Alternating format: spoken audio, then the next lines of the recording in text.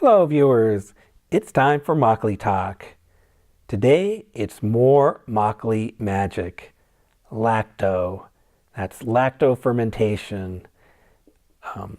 It's one of the things that makes makgeolli special. Last week we talked about SSF, simultaneous saccharification and fermentation. That's the alcohol fermentation by yeast. This week we're going to talk about lacto-fermentation. So it's something else that makes makgeolli special. Part of the distinctive flavor of makgeolli comes from this lacto-fermentation. I have viewers that know a lot more about microbiology than I do, so if I say anything wrong, please correct me in the comments. So from what I understand, lacto-fermentation, that's the action of lactic acid bacteria that convert sugar to lactic acid.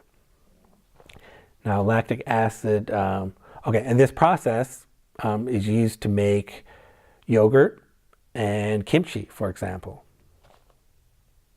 Now, the lactic acid itself, I don't think it tastes milky, but I think the whole process and byproducts of the lacto-fermentation, plus the fact that makgeolli is milky in color and texture, that does give the sense of makgeolli being milky or like buttermilk with that tartness. So that idea, that process.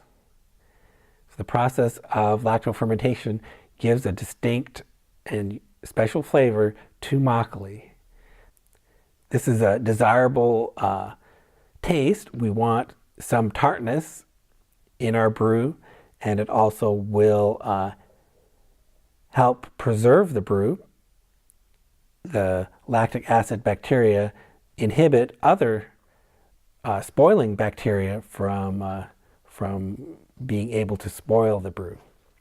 So it is a good thing having the lactic acid bacteria in your brew. It gives a desirable taste and helps protect the brew. Of course, what we don't want is too much sourness. We don't want it sour like vinegar. That is undesirable. So let's see what this explains. First of all, where do we get this lactic acid bacteria? Where does that come from? How does that get into the brew?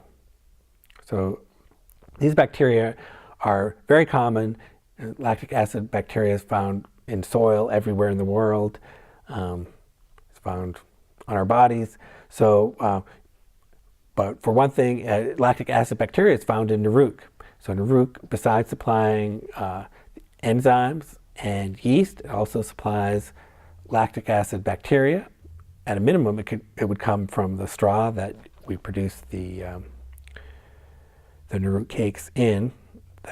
That would be one source of the bacteria. And another source could just be from our hands. I put my hand in the brewing fermentation container and mix it by hand. While there are lactic acid bacteria on my hand, I'm going to introduce some that way as well.